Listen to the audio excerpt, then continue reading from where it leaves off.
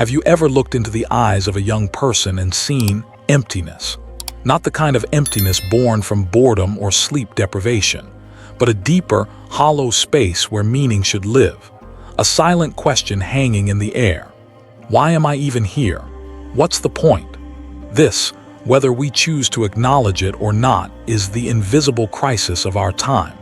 Today's young people live in the most connected, advanced, and information-rich era in human history. And yet, anxiety, depression, and suicide rates have never been higher. We've given them smartphones but stolen their peace. We've built cities but lost sanctuaries. We've taught them how to chase but forgotten to show them how to stop. Look around. A 15-year-old boy stares blankly at his phone, scrolling through an endless parade of highlight reels that only remind him of what he is. A teenage girl in a crowded school hallway feels lonelier than she's ever been, even with 1,000 digital friends. A college student pulls an all-nighter for an exam, not because it'll fulfill a dream, but because it's what everyone else is doing. Beneath the surface, there's a collective exhaustion, a quiet suffering no one talks about. We've normalized it, dismissed it as just growing up. But what if it isn't supposed to be this way? What if we've mistaken noise for life and in the process, robbed an entire generation of silence? A silence where wisdom lives, where clarity takes root, where the answers to those heavy, restless questions finally begin to form. You see, long before modern psychology gave names to these conditions, anxiety, burnout, identity crisis, ancient wisdom traditions like Buddhism had already seen them for what they were. Manifestations of a mind untrained, a heart untethered, a life lived outward with no attention given inward. The Buddha once said, "The mind is everything. What you think, you become." And yet, no one teaches young people how to tend to this mind, how to navigate the storm of emotions, expectations, and endless external demands. We throw them into a world obsessed with achievement, image, and comparison, and then we're surprised when they drown. But here's the thing, there's nothing inherently wrong with being young, nor with ambition, nor even with technology. The problem is a life without center, without inner stability, without understanding the nature of one's own mind.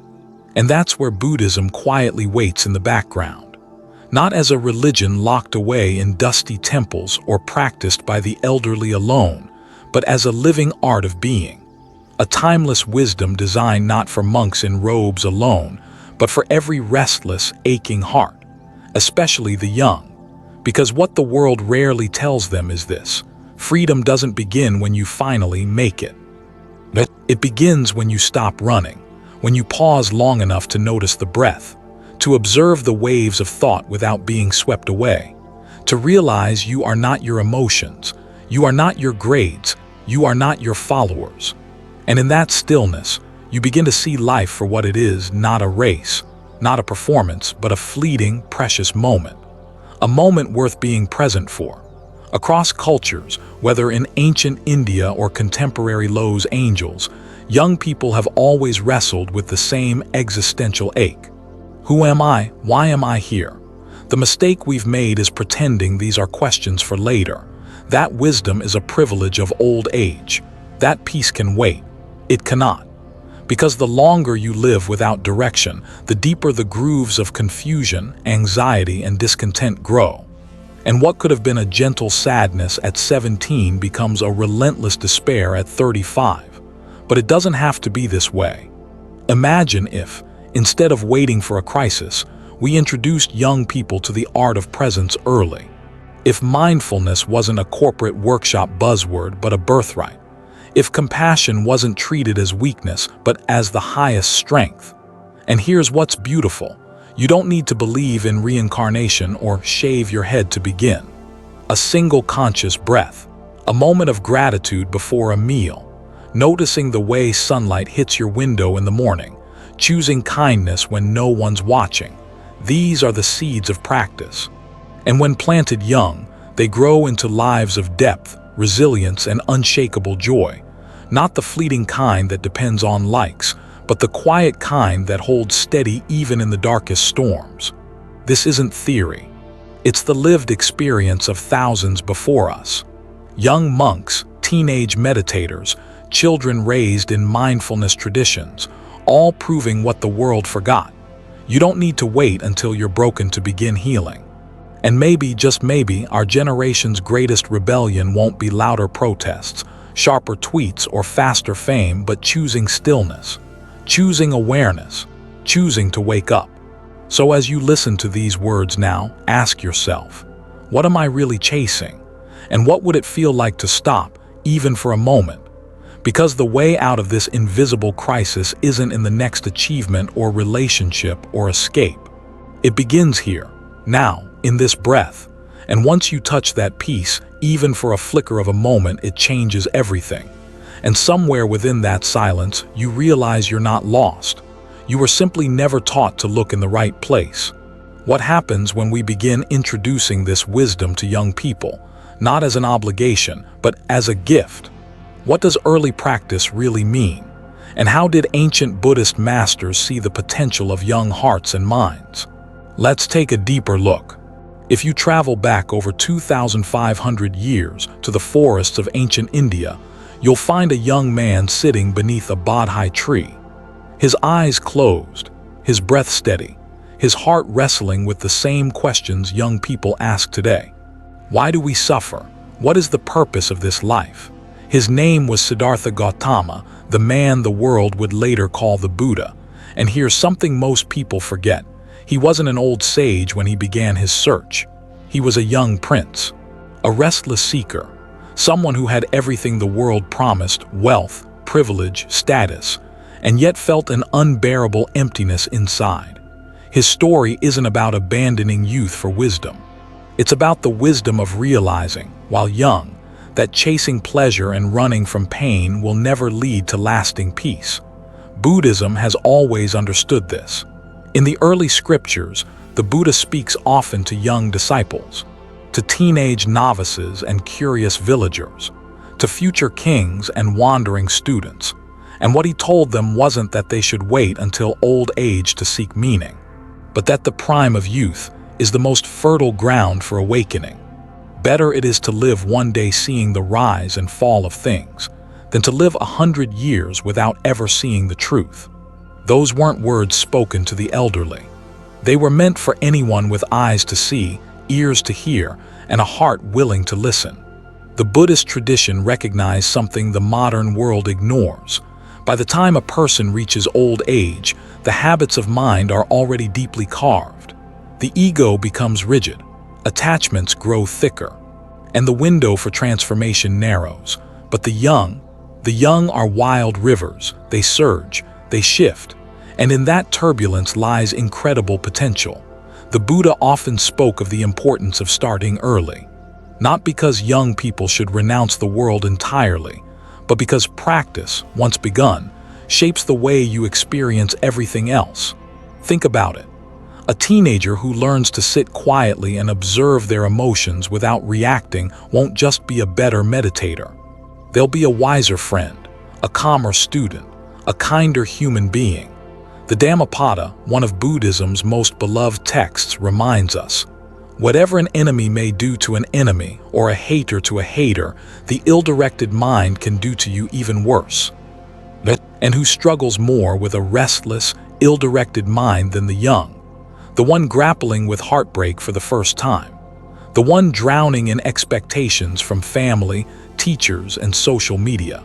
The one who feels everything 10 times louder and carries every slight like a fresh wound. This is why the ancient masters advised, teach them young. In monasteries across Southeast Asia, novice monks begin training at the age of 7 or 8. Not because they're expected to renounce life forever, but because early exposure plants seeds of presence, of compassion, of seeing life's impermanence not as a tragedy but as a call to wake up. Even the Buddha's own son, Rahula, entered the monastic life as a child, and his father's first lesson to him wasn't about rituals or memorized chants. It was about honesty, about looking inward, about realizing that our actions, whether seen by others or not, always leave traces in the heart. One beautiful story tells of a young boy asking the Buddha, "How should I live my life?" And the Buddha simply said, "Do good, avoid evil, and purify your mind." Simple, yet endlessly profound. The elders of the tradition knew what neuroscience is just beginning to confirm. The habits you develop young become the architecture of your character. An adolescent who learns how to calm their mind is less likely to drown in addictive behaviors. A teenager who practices compassion won't need to tear others down to feel worthy. A student who learns to question their thoughts will avoid being a prisoner to them. This isn't about forcing doctrine. It's about offering tools. And the greatest tool Buddhism offers young people is a way to relate to their own mind. To see that pain is inevitable, but suffering is optional. That emotions are visitors, not rulers. That the storms of youth don't have to capsize the soul. If the modern world treats young people like empty vessels to be filled, Buddhism sees them as flames, needing not containment but guidance. So imagine a world where, instead of dismissing teenage restlessness as a phase, we saw it as spiritual urgency. Where anxiety wasn't pathologized alone, but understood as a symptom of disconnection from the present moment. Where identity crises were met not with empty platitudes, but with practices that gently untangle the illusions of self. Because Buddhism never said young people should run from life's experiences. It simply taught them how to meet those experiences with awareness. And the reward, a young person who, in the middle of heartbreak, can sit with their pain without being consumed by it. Who, in the height of achievement, remembers not to cling. Who, while scrolling through 100 images of other people's curated lives, knows that comparison is a thief. That's the kind of wisdom that isn't measured in diplomas or job titles, but in peace. In how lightly you carry what the world insists you must bear. And the best part is this. You don't have to wait until your hair turns gray to find it. You can begin now, right here, with the breath you're already breathing, with the awareness you've always had but forgotten to notice. Because the ancient masters knew what too many forget. The ones most lost are often the ones closest to awakening. The ones whose hearts ache deepest are the ones most ready to love. And as we move forward, we'll uncover how Buddhist practice isn't about running away from youth's chaos, but learning to sit quietly in the eye of the storm. Let's imagine a young person standing at the edge of a forest. Behind them, the noise of the world, the pressure to be someone, the endless scrolling, the need to belong. Ahead, a winding path disappearing into ancient trees. The world says, "Wait until you're older, chase your dreams first, make your mistakes. You can find wisdom later." But what if the secret no one tells you is that wisdom isn't the reward for getting older? It's the companion that makes the journey worth taking. When a young person begins a spiritual practice, whether it's sitting in quiet meditation, reflecting on the nature of impermanence, or simply becoming aware of their breath, something subtle but profound happens. They begin to reclaim themselves. You see, most of us grow up believing that peace comes from outside, from approval, achievement, or distraction. We learn to perform for others, to measure ourselves by numbers. Grades, followers, dollars, dates. But early spiritual practice teaches something different. It gently untangles those illusions and reminds you that the source of your peace, your worth, your clarity, has always been within you. And the sooner you realize that, the freer you become. Benefit 1. Emotional resilience. The teenage years are a storm. Every emotion feels bigger than life. Heartbreak is apocalyptic. Embarrassment is lethal. Anxiety is a constant hum beneath the surface. But that's what spiritual practice offers. It doesn't erase those feelings. It teaches you how to hold them without drowning. A young person who learns mindfulness begins to see that anger, jealousy, loneliness, they come and they go. They're not you, they're weather passing through the sky of your awareness. And over time, this builds resilience, the kind of inner strength no one can take from you. Benefit 2. Clarity in decision-making. Youth is full of crossroads. Who am I? What should I do? Am I enough? When you're caught in the rush of it all, it's easy to make choices based on fear, ego, or impulse. But early spiritual practice sharpens your ability to pause, to breathe, to ask, what is true? What really matters to me? It helps you cut through the noise and hear the quiet voice of wisdom inside, the one drowned out by the demands of the world. And this doesn't mean you'll avoid every mistake. It means your mistakes won't define you, because you'll see them for what they are, lessons, not life sentences. Benefit 3, stronger relationships. When you understand your own mind, you naturally become more compassionate with others. A young person practicing mindfulness or compassion meditations starts to notice how often people around them are suffering, too, even if they never show it. It dissolves the illusion of separateness. You realize the bully is hurting. The teacher is carrying burdens you don't see. The quiet classmate has battles no one asks about. And from that awareness grows patience, empathy, and a kind of warmth that transforms friendships, families, and communities. Because when you meet your own pain with kindness, you instinctively offer the same to others. Benefit 4, protection against harmful habits. Let's be honest, youth culture is a battlefield of temptation, addictions to validation, escapes through substances, social media, reckless choices. But a young person who begins to wake up even a little starts to sense the trap, not through fear-mongering, but through clarity. When you've tasted inner stillness, it's harder to chase fleeting highs. When you've learned to befriend your own loneliness, you don't need to numb it. And when you see how attachment fuels suffering, you naturally loosen your grip. This isn't about puritanical rules, it's about freedom, real freedom. Benefit 5, a deeper connection to life's mystery. Most of us in youth live on the surface of experience.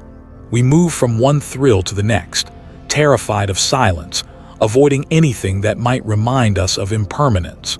But spiritual practice invites you to linger in those quiet moments, to watch the sky at dusk and feel the beauty in its fading light, to sit by a river and sense how life flows without your control.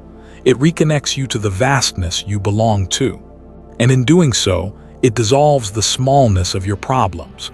You start to see that your life isn't a solitary struggle, but a thread in a much larger, ancient tapestry.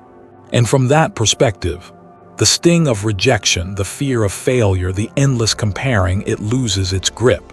Because you realize you are not a mistake, you are not broken, you are part of something eternal. So what happens when young people discover this early? They become dangerous in the best way. Dangerous to ignorance, to cruelty, to the forces that profit from people staying asleep. A young person with wisdom isn't easy to manipulate. They don't blindly follow the herd. They aren't desperate for empty praise. They carry a quiet strength, a kindness that unsettles the cruel, a calm that makes chaos irrelevant. And perhaps most importantly, they become light bearers for others. Because nothing inspires like someone who's awake in a world fast asleep. In a moment, we'll begin to explore the specific practices that help young people cultivate these qualities. Not abstract philosophy, but real living tools anyone can begin today, right now, with nothing but a breath. Because the forest path waits, and the sooner we step onto it, the more beautiful this journey becomes. For every young person drawn to spiritual practice, there's a quiet struggle no one talks about.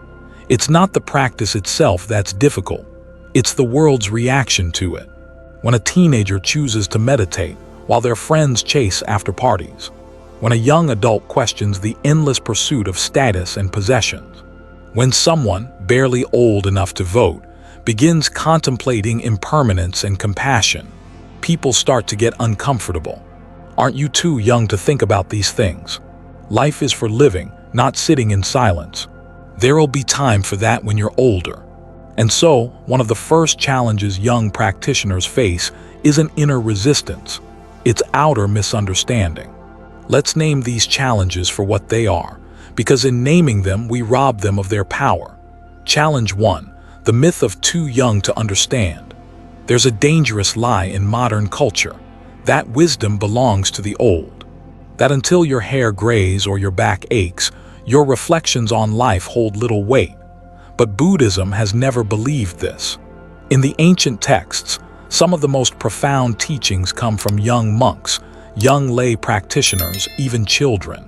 Why? Because truth doesn't care about age. Clarity isn't reserved for those with decades behind them. A single moment of awareness can outshine a lifetime of distraction. Yet, young people often hesitate, thinking, maybe I'm not ready. Maybe this path is for wiser, older people. The practice whispers back, you are exactly where you need to be. Challenge 2, social isolation. Let's be honest, choosing a path of mindfulness, compassion, and restraint in a world obsessed with speed and indulgence is lonely. Friends may mock your choices. Family might not understand. Society rarely celebrates restraint, patience, or silence. And for a young person still finding their identity, this isolation can sting. But here's a secret most don't realize until much later. The loneliness you feel on the spiritual path isn't because something's wrong with you. It's because you're moving in the opposite direction of the herd.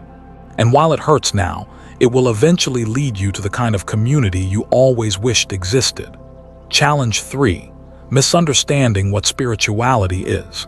Many assume that practicing Buddhism or any form of spirituality means renouncing joy, that it's a life of grim seriousness, detachment from beauty, or rejecting human experience. But true spiritual practice is the opposite. It teaches you to savor each moment without clinging to it, to laugh fully, knowing nothing lasts forever, to love deeply, even as you let go. For young people especially, it's easy to fall into the trap of thinking spirituality means becoming someone you're not, overly solemn, detached, uninterested in the world. But the Buddha himself taught balance, the middle way. It isn't about abandoning music, art, or friendship. It's about seeing them clearly, enjoying them without mistaking them for permanent refuge. Challenge 4, impatience. Youth is a season of urgency. You want answers now. You crave transformation overnight. And in a world where everything's available instantly, from streaming movies to same-day delivery, the slow unfolding of spiritual growth can feel unbearable. But here's the thing, the practice isn't a task you complete. It's a relationship you build. And like any relationship, it deepens through presence, not speed. The impatience isn't a flaw, it's part of the path. Each time you sit in meditation, craving results. Each time you wish for enlightenment in a weekend retreat, you're meeting the very mind you're meant to understand. And over time, the need to rush will soften. You'll realize the path itself is the destination. Perhaps one of the hardest burdens for young practitioners. While friends are out chasing thrills, new experiences, or superficial milestones, you might find yourself sitting alone, watching your breath, contemplating impermanence. And the thought creeps in, am I wasting my youth? But here's the truth most don't discover until it's too late. What many chase in those wild years isn't life, it's distraction. And the person who learns to be fully present, awake, and compassionate early in life isn't missing out. They're gaining what everyone else is searching for. Not empty experiences, but depth. Not fleeting highs, but unshakable peace. Not performative belonging, but genuine connection. The loneliness of missing out fades, and what remains is a richness the world can't offer. These challenges aren't signs you're failing. They're markers that you're on the real path. Because every meaningful journey is met with resistance. Every seeker of truth is tested by illusion. But remember this, the discomfort of spiritual practice is temporary. The clarity it offers is timeless. And every young person who walks this road now becomes a beacon for others who are quietly searching for something more. As we continue, let's turn toward what truly shapes this inner landscape. The tools, the practices, and the timeless techniques that have guided seekers for centuries. Not ancient relics, but living methods anyone can use even amidst exams, social drama, heartbreak, and ambition. Because the wisdom of the ages isn't for monks on distant mountaintops. It's for you, here, now. The human heart remembers stories far longer than it remembers facts. And in every generation, there are those who refuse to follow the well-worn path, who step aside from the noise and ask a question many fear to voice. Is this all there is? Tonight, I want to share their stories, not of saints in history books, but of young people ordinary in appearance, extraordinary in courage, who chose a different way. Maybe you'll see yourself in them. Maybe you'll find the encouragement you didn't know you needed. The story of Nanda. Nanda was just 20 years old when his life took an unexpected turn. Born into privilege, surrounded by pleasures and comforts, he was engaged to a beautiful young woman the entire city envied. But on the eve of their wedding, his half-brother, the Buddha, visited. He spoke not of riches, nor ambition, but of the restless hunger within the heart, the kind that no amount of wealth or romance can ever satisfy. Nanda, curious yet conflicted, agreed to visit the monastery for a short time. Just a day or two, he thought. But in the quiet of the forest, amidst the chants and stillness, something stirred. A realization so simple, yet so rare for one so young. The endless chase brings no true peace. Nanda left behind the life the world promised would make him happy. And though it was hard at first, what he gained was beyond description. The story of Kajatara. She wasn't a princess. She wasn't wealthy. She was a servant girl. At 16, Kajatara's world was one of daily labor and unquestioned rules. But one evening, she slipped into a gathering where the Buddha was speaking. Hidden behind others, she listened. And what she heard shattered her world. He spoke of how every being, regardless of birth or status, carries the same seeds of awakening. That no one is too small, too low, too young to glimpse the truth. Kajatara began practicing in secret. A few minutes of mindfulness between chores, a silent reflection before sleep. In time, she became one of the most respected lay disciples, her wisdom sought by many. A girl who was once invisible, now illuminating others. The story of Tissa. Tissa was impatient, like so many of us. At 18, he longed for enlightenment as others longed for fame. He approached the Buddha, demanding to be shown the fastest, most direct route. The Buddha smiled, not mocking but understanding, and he handed Tissa a simple broom. "Sweep the ground and sweep your mind," he said. Tissa, frustrated, did as he was told. For days, then weeks. And as he swept fallen leaves, he began noticing the thoughts falling through his own mind. Fears, desires, attachments appearing and disappearing. One evening, watching a single leaf detach from a branch and drift gently to the earth, he saw it, not with his eyes but with his being, the impermanence of all things, and the freedom in accepting it. Tissa became one of the youngest to realize deep understanding, not by chasing enlightenment, but by patiently tending to the small, unnoticed tasks of daily life. The story of a modern-day seeker. Let's leave ancient India for a moment. Consider Maya, a college student in Los Angeles. She stumbled upon a Buddhist talk online late one sleepless night, her mind knotted with anxiety and loneliness. Curious, she attended a meditation group the following week. At first, it was awkward. Her mind raced, her legs ached, her phone buzzed. But something about the quiet persistence of those around her, some older, some younger, kept her returning. Weeks turned to months, and gradually Maya began to find ease in discomfort, to witness her thoughts instead of drowning in them. She still goes to parties, still struggles with heartbreak, still worries about the future. But underneath it all now, there's a stillness, a space where she remembers, this too shall pass, and that's enough. These stories aren't about renouncing the world. They're about discovering how to live in it without becoming lost in it. They remind us that age means nothing to wisdom, that courage isn't always loud, and that the most ordinary moments, sweeping a floor, pausing before sleep, letting a leaf fall, can be doorways to awakening. Perhaps your story is beginning now, a restless night, a question you can't shake, a sense that there must be something more. It doesn't need to be dramatic, it just needs to be honest. And one day, your story may be the one whispered to a young seeker wondering if they're too young, too late, or too lost. And you'll be proof that no one is. Now that we've heard their voices, let's step closer to the practices themselves. The ancient tools and timeless wisdom, still alive and waiting for anyone brave enough to begin. It's one thing to understand the value of early spiritual practice. It's another to gently, skillfully open the door for the next generation. We live in a world of infinite choices, rapid distractions, and constant noise. Young people are overwhelmed, overstimulated, and often unsure where to turn. If we want them to discover the wisdom of the Buddhist teachings, we cannot approach them with lectures or rules. We have to offer them something deeper, something they feel, not just hear. And it begins with how we speak to them. Start where they are, not where you want them to be. Too often, those of us who have tasted peace through practice try to hand it to others fully formed. But young people don't need a sermon. They need understanding. Before introducing Buddhist ideas, listen to their questions.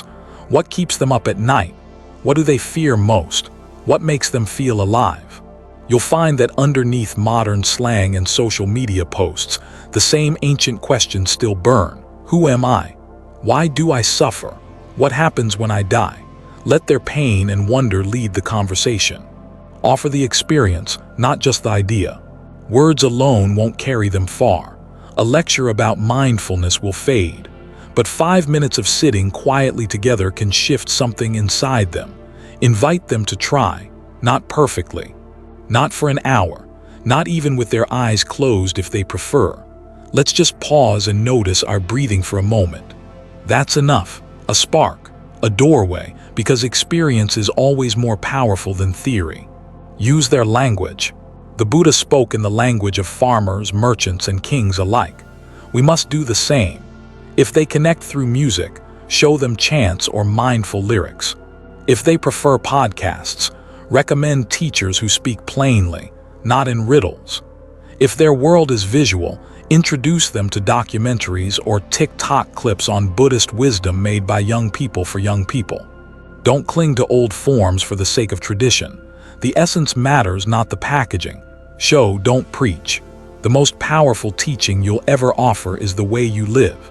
If you respond to stress with calm, they'll notice. If you treat others with compassion, they'll feel it.